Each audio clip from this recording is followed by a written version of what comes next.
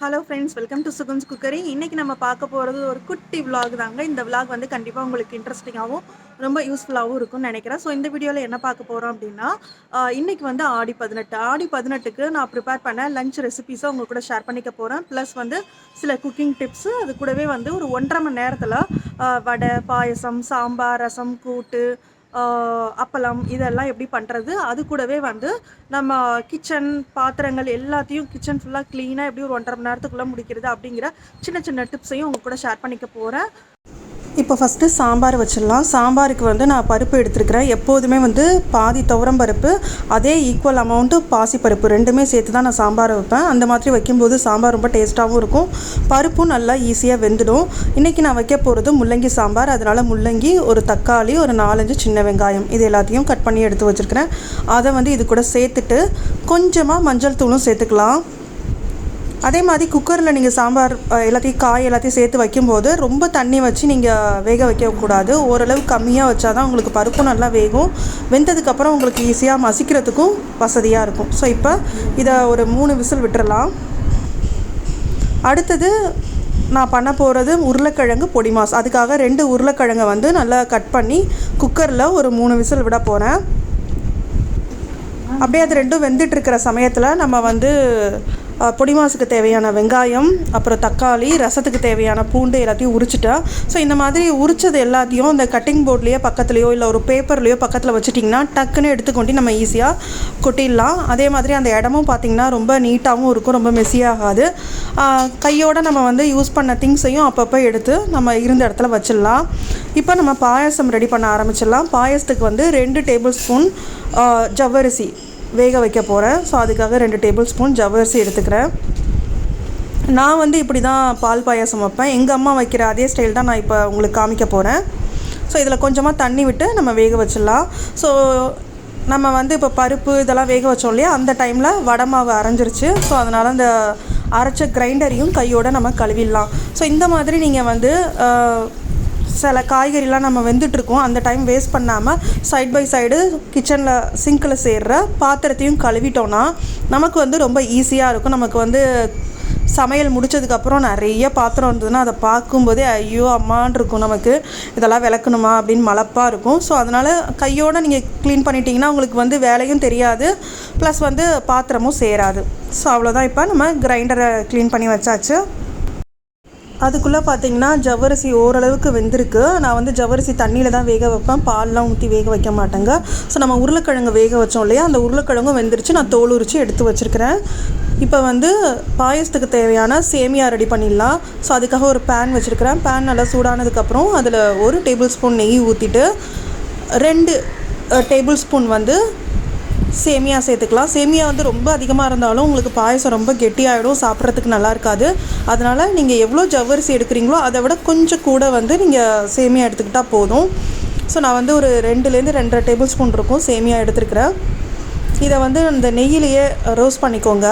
ஒரு 2 நிமிஷம் இந்த மாதிரி பொறுமையாக மீடியம் ஃப்ளேமில் வச்சு ரோஸ்ட் பண்ணும்போது உங்களுக்கு நல்ல கோல்டன் ப்ரௌன் கலர் வரும். ஸோ இந்த மாதிரி பண்ணிகிட்டு இருக்கும்போதே இங்கே பார்த்திங்கன்னா எனக்கு கொஞ்சம் சேமியாலாம் சிந்திடுச்சு, அதையும் அப்பப்போ நான் க்ளீன் பண்ணிடுறேன். ஸோ இந்த மாதிரி க்ளீன் பண்ணும்போது உங்களுக்கு வந்து ஃபைனலாக வந்து கிச்சன் மேடையை க்ளீன் பண்ணணும், அதுக்கு நிறைய டைம் ஸ்பெண்ட் பண்ணணும் அப்படின்னு இருக்காது. ஸோ இப்போ பார்த்திங்கன்னா சேமியா நல்லா கோல்டன் ப்ரௌன் ஆகிடுச்சு. நம்ம ஸ்டவ் ஆஃப் பண்ணிடலாம். அடுத்தது நம்ம உருளைக்கிழங்கு பொடி மாஸ் செஞ்சிடலாம். அதுக்கு வந்து ஒரு பேனில் கொஞ்சமாக எண்ணெய் ஊற்றிட்டு எண்ணெய் நல்லா சூடானதுக்கப்புறம் அதில் கடுகு, உளுத்தம்பருப்பு சேர்த்துக்கலாம். நான் வந்து எப்போதுமே வந்து ஒரு ஃபெஸ்டிவல் டைம் இல்லை நிறைய பேருக்கு சமைக்கணும் வெஜிடேரியன் ரெசிபி அப்படின்னா நான் வந்து உருளைக்கிழங்கு பொடி மாஸ் தான் எப்போதுமே செய்வேன். ஏன்னா அது பார்த்திங்கன்னா உங்களுக்கு ஈஸியாக செய்யவும் முடியும், நிறைய பேருக்கும் டக்குன்னு செஞ்சிடலாம். அதுவும் சாம்பார், ரசம் அது கூடலாம் இது வந்து ரொம்ப அல்டிமேட் காம்பினேஷன், ரொம்பவே நல்லாயிருக்கும். அதனால் இது உங்களுக்கு ஒரு ஈஸியான டிப்பாக இருக்கும், முடிஞ்சால் அதை ட்ரை பண்ணி பாருங்கள். அடுத்தது கருவேப்பிலை சேர்த்ததுக்கப்புறம் வெங்காயம் சேர்த்து நல்லா வதக்கிக்கோங்க. வெங்காயம் ஓரளவுக்கு நல்லா வதங்கினதுக்கப்புறம் அது கூட தக்காளி சேர்த்துட்டு, தக்காளி வந்து கொஞ்சம் சீக்கிரம் வதங்கிறதுக்காக நான் இப்போதைக்கு கொஞ்சமாக உப்பு சேர்த்துக்க போகிறேன். சேர்த்துட்டு இதை நல்லா ஒரு தடவை கிளறி விட்டுட்டு மூடி போட்டு சிம்மில் ஒரு 5 மினிட்ஸ் அப்படியே வச்சுருங்க.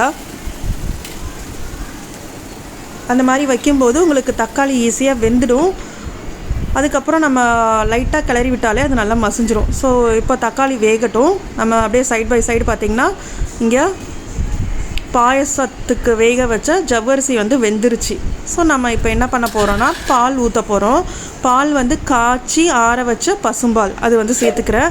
நீங்கள் சூடான பால் இதில் ஊற்றிட்டிங்கன்னா திரிஞ்சு போயிடும். அதனால நல்லா காய்ச்சி ஆற வச்சு அதுக்கப்புறம் இந்த ஜவ்வரிசி கூட சேர்த்துக்கோங்க. இதை அப்படியே சிம்மில் வச்சுட்டு ஒரு 5 மினிட்ஸ் அப்படியே விட்டுருங்க. அது நல்லா பால் வந்து நல்லா கொதித்து வரட்டும். அதுக்குள்ளே இந்த சைடு பார்த்திங்கன்னா உங்களுக்கு தக்காளி நல்லா வெந்துருச்சு. இதை லைட்டாக குழச்சி விட்டுறலாம். லைட்டாக இந்த மாதிரி மசிச்சு விட்டிங்கனாலே போதும். தக்காளி வந்து நல்லா குழஞ்சிரும். இப்போது தக்காளி நல்லா வதங்கிடுச்சு. இந்த டைமில் நம்ம மசாலா சேர்த்துக்கலாம். நான் வந்து 1.5 டேபிள் ஸ்பூன் குழம்பு மிளகாய் தூள், வீட்டில் அரைச்ச குழம்பு மிளகாய் தூள் தாங்க சேர்க்குறேன். சேர்த்து இந்த குழம்பு மிளகாய் தூளை எண்ணெயிலேயே நல்லா பச்சை வாசனை போகிற அளவுக்கு வதக்கிக்கலாம்.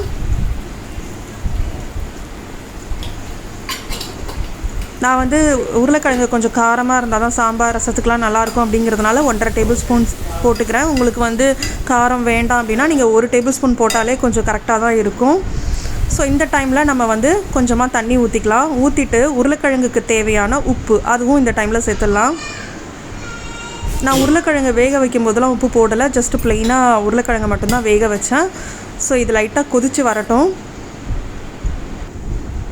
அது கொதிக்கிற டைமில் இந்த சைட் பார்த்தோன்னா பாயசம் வந்து லைட்டாக பால் ஊற்றுனதுக்கப்புறம் கொதி வந்துட்டு, அதனால் இப்போ இது கூட நம்ம சேமியா சேர்த்துடலாம்.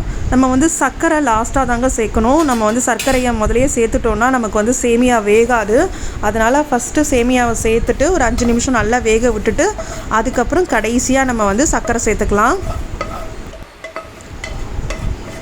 சேர்த்ததுக்கப்புறம் இந்த சேமியாவை லைட்டாக நல்லா கிளறி விடுங்க. இல்லாட்டி வந்து கட்டி கட்டியாக அப்படியே பிடிச்சிக்கும். அதனால் நல்லா ஒரு தடவை கிளறி விட்டுட்டு சிம்மில் வச்சு அப்படியே வேக விடுங்க. ஒரு 5 நிமிஷம் இருந்தால் போதும், டக்குன்னு சேமியா வெந்துடும். ஸோ அவ்வளோதான். சேமியாவை சிம்மில் வச்சுட்டு அப்படியே நம்ம வந்து அடுத்தது உருளைக்கிழங்கு பார்க்கலாம். ஸோ உருளைக்கிழங்கு பார்த்திங்கன்னா இங்கே அந்த மசாலாலாம் நல்லா கொதித்து வருது. இந்த டைமில் நம்ம மசிச்சு வச்சுருக்கிற வேக வச்ச உருளைக்கிழங்கு சேர்த்துக்கலாம். சேர்த்துட்டு நல்லா அந்த கிரேவி கூட நல்லா மிக்ஸ் பண்ணி விட்டுருங்க. அதே மாதிரி கொஞ்சம் பெருசாக ஏதாவது உருளைக்கிழங்கு இருந்ததுன்னா அதையும் லைட்டாக அப்படியே மசிச்சு விட்டுருங்க.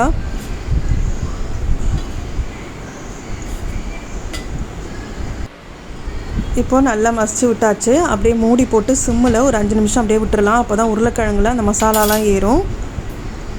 அப்படியே 5 மினிட்ஸ் இருக்கட்டும்.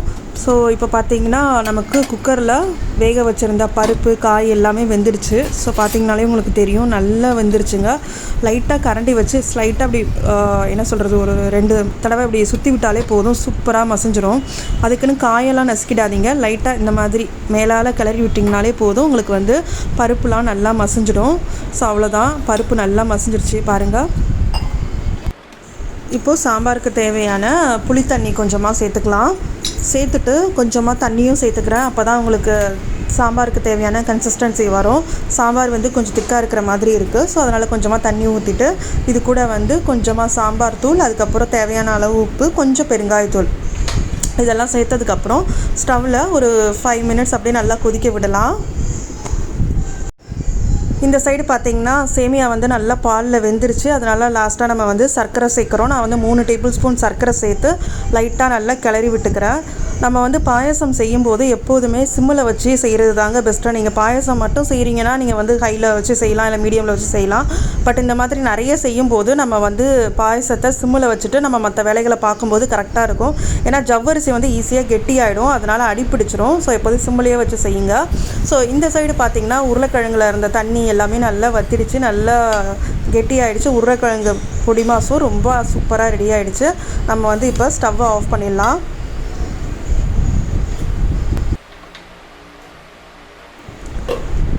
அடுத்தது நம்ம வந்து பாயசமும் ஆல்மோஸ்ட் வந்து சர்க்கரையெல்லாம் கரைஞ்சி நல்லா ஒரு 5 நிமிஷம் லைட்டாக கொதிச்சிடுச்சு.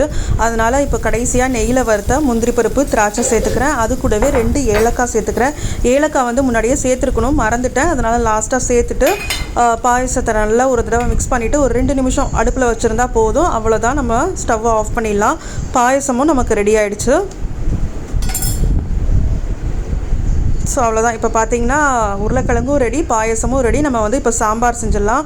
சாம்பாருக்கு வந்து தாளித்து விட்டால் போதும். சாம்பாரும் நல்லா ஒரு 5 நிமிஷம் கொதிச்சிடுச்சு. இப்போ வடை செய்கிறதுக்கு முன்னாடி ஜஸ்ட்டு ரசம் வச்சிடலாம். ரசத்துக்கு பார்த்திங்கன்னா 2 பல்லு பூண்டு, கொஞ்சம் சீரகம், ஒரு 10 மிளகு, முழு மிளகு, ஒரே ஒரு பச்சை மிளகாய் சேர்த்துருக்கேன். இது எல்லாத்தையும் நல்லா கொரன்னு லைட்டாக அரைச்சி எடுத்துக்கலாம். இப்போது ரசம் வைக்கிறதுக்கு ஒரு மண்சட்டி வச்சாச்சு. ஸோ இந்த மண்சட்டி ஃபஸ்ட்டு சூடாகட்டும். இந்த மாதிரி வந்து நம்ம ஜஸ்ட்டு இந்த மாதிரி தாளிக்கிறதுக்கு வெயிட் பண்ணுவோம் இல்லையா, அந்த டைமில் வந்து இந்த மாதிரி கிச்சனில் உள்ள மேடையை க்ளீன் பண்ணுறது, ஸோ இந்த மாதிரி சின்ன சின்ன வேலையை வந்து நம்ம பண்ணிக்கலாம். அதே மாதிரி நம்ம கிச்சன் சமைக்கிறதுக்கு யூஸ் பண்ணியிருப்போம் இல்லையா, சில பாத்திரங்கள் இல்லை சில மளிகை சாமான், அது எல்லாத்தையும் எடுத்து அப்பப்போ நீங்கள் வச்சுட்டிங்கன்னா நமக்கு வந்து ஈஸியாக டைம் சேவ் ஆகும். இப்போ பார்த்தீங்கன்னா ரசம் வந்து லைட்டாக கொதிக்க ஆரம்பிக்குது. அவ்வளோதாங்க, ரசம் ரெடி ஆகிடுச்சு. ரசம் ஆஃப் பண்ணதுக்கப்புறம் அதை உடனே ஒரு பாத்திரத்தில் மாற்றிடுறேன். கிச்சன் பார்த்தீங்கன்னா உங்களுக்கு இப்படி தான் இருக்குது. இன்னும் வடை மட்டும் சுடணும். ஸோ இப்போ இதை கொஞ்சம் கிளியர் பண்ணிவிட்டு நம்ம வந்து வடை சுட ஆரம்பிச்சிடலாம். ஜஸ்ட்டு வந்து நான் இந்த பாத்திரத்தில் எடுத்துகிற போகிறேன். ஸோ எல்லாமே வந்து இது வந்து சாம்பார் வந்து கரண்டி,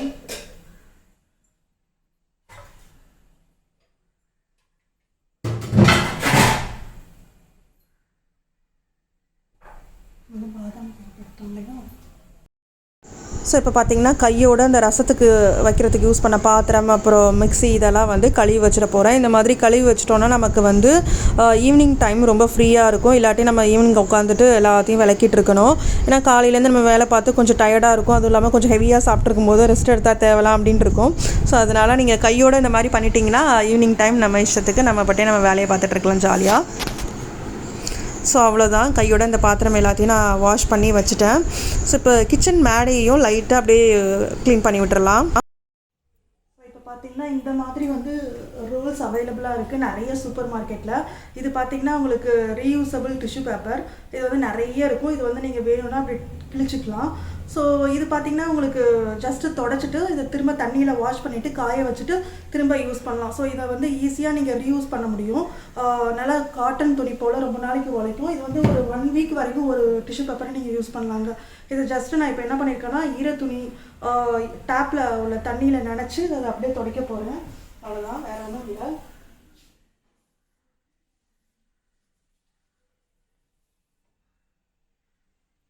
நம்ம வந்து சமைக்கும் போதே இங்கே எல்லாத்தையும் நம்ம க்ளீன் பண்ணதுனால இங்கே எனக்கு பெருசாக ஒன்றும் இல்லை. ஸோ அவ்வளோதான், தண்ணி வச்சு ஜஸ்ட்டு ஒரு 5 நிமிஷம் கூட ஆகலை, லைட்டாக தொடச்சி விட்டேன். எவ்வளோ நீட்டாகிடுச்சு பாருங்கள் கிச்சன். இப்போ வந்து நம்ம வடை செய்ய ஆரம்பிச்சிடலாம். வடை மாவு பார்த்தீங்கன்னா நான் வந்து அரைச்சி ஃப்ரிட்ஜில் வச்சுட்டேன். ஸோ நீங்கள் வந்து ஃப்ரிட்ஜில் வைக்கும்போது உங்களோட மாவு வந்து நல்லா கெட்டியாகவும் இருக்கும். அதே சமயத்தில் நம்ம எண்ணெயில் பொரிக்கும் போது நல்ல ஒரு ப்ரௌன் கலராக கிறிஸ்பியாக ரொம்ப நல்லாயிருக்கும் வடை. அதனால் நான் எப்போதுமே என்ன பண்ணுவேன்னா மாவு அரைச்சி ஜஸ்ட்டு ஒரு 20 மினிட்ஸ் ஆகுது ஃப்ரிட்ஜில் வச்சுருவேன். ஸோ இப்போ எல்லா வேலையும் முடிஞ்சிருச்சு. லாஸ்ட்டாக நான் வந்து இப்போ வடை செய்ய போகிறேன். இப்போது இந்த வடை மாவு கூட சின்ன சின்னதாக கட் பண்ணி வச்சுருக்கிற சின்ன வெங்காயம், அதுக்கப்புறம் பச்சை மிளகாய், கொஞ்சமாக இஞ்சி, இது எல்லாத்தையும் சேர்த்துக்கலாம். இது கூடவே வடைக்கு தேவையான உப்பு சேர்த்துக்கலாம். சேர்த்துட்டு நான் வந்து இதில் முழு மிளகுலாம் சேர்க்க மாட்டேங்க. ஏன்னா குழந்தைங்க கடிக்கும்போது இல்லை வந்து எனக்குமே அது பிடிக்காது. அதனால் நான் வந்து கொஞ்சமாக மிளகுத்தூள் மட்டும் சேர்த்துக்கிறேன். சேர்த்துட்டு இது எல்லாத்தையும் நல்லா பிசைஞ்சுக்கோங்க. மாவு வந்து உங்களுக்கு தண்ணியாக இருந்தது அப்படின்னா நீங்கள் வந்து கொஞ்சமாக அரிசி மாவு சேர்த்துக்கலாம். எனக்கு வந்து மாவு நல்லா கெட்டியாக இருக்குது. நான் கிரைண்டரில் அரைக்கும் போதே கொஞ்சம் கொஞ்சமாக தண்ணி விட்டு நல்லா கெட்டியாக அரைச்சி எடுத்துக்கிட்டேன். ஸோ மாவு பார்த்திங்கன்னா உங்களுக்கு இப்படி தான் இருக்குது. ஸோ எவ்வளோ கெட்டியாக இருக்குது பாருங்கள் மாவு. அதனால் நான் எந்த அரிசி மாவும் சேர்க்கல. அவ்வளோதான், நம்மளோட வடை மாவு ரெடி ஆகிடுச்சு. நம்ம வந்து இப்போது எண்ணெய் சட்டியில் எண்ணெய் ஊற்றிக்கலாம். வடை மாவை ரெடி பண்ணிவிட்டு நான் வந்து கையோட குக்கரில் சாதம் வச்சுட்டேங்க. ஸோ இங்கே பார்த்தீங்கன்னா குக்கரில் சாதம் வெந்துட்டுருக்கு. இப்போ வந்து வடை செய்கிறதுக்கு வடை சட்டியில் நம்ம எண்ணெய் ஊற்றிக்கலாம். ஸோ சட்டி வந்து நல்லா காஞ்சிருச்சு. இப்போ கொஞ்சமாக எண்ணெய் ஊற்றிக்கலாம்.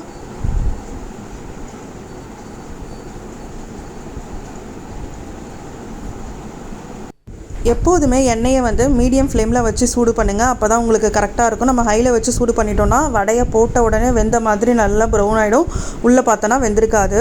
ஸோ இப்போ எண்ணெய் நல்லா சூடாகிடுச்சு, வடை போட ஆரம்பிச்சிடலாம். நம்ம வந்து வடை செய்கிறதுக்கு முன்னாடி கையை வந்து நல்லா தண்ணியில் நனைச்சிக்கணுங்க.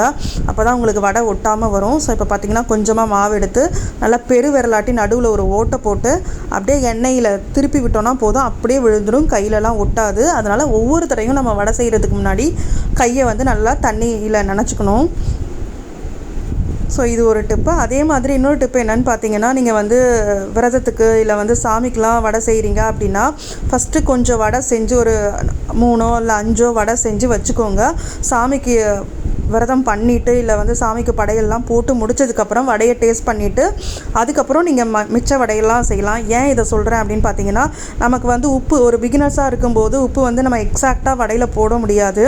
அதே மாதிரி நீங்கள் வடை செஞ்சதுக்கப்புறமும் அதில் வந்து உப்பு கம்மியாக இருந்தாலும் சரி, கூட இருந்தாலும் அது ஒன்றுமே பண்ண முடியாது. அதனால் ஒரு 3 வடை இல்லை 5 வடை சாமிக்கு செஞ்சு விரதம் பண்ணிவிட்டு அதுக்கப்புறம் டேஸ்ட்டு பார்த்துட்டு ஃபைனலாக நீங்கள் வந்து உப்பு வேணும்னா கொஞ்சமாக உப்பு போட்டுட்டு லாஸ்ட்டாக எல்லா வடை மாவையும் நீங்கள் வடை தட்டிக்கலாம். அது கூடவே இந்த எண்ணெயில் நான் அப்பளமும் பொரிச்சுக்கிறேன். ஸோ அவ்வளோதாங்க, நம்மளோட சமையல் எல்லாமே முடிஞ்சிருச்சு. நம்மளோட கிச்சனும் சூப்பராக நீட்டாக க்ளீனாக இருக்குது. ஸோ படையல் பண்ணும்போது என்னாட்டி வீடியோலாம் எடுக்க முடியல, ஜஸ்ட்டு பிக்சர்ஸ் மட்டும் நான் அட்டாச் பண்ணியிருக்கிறேன்.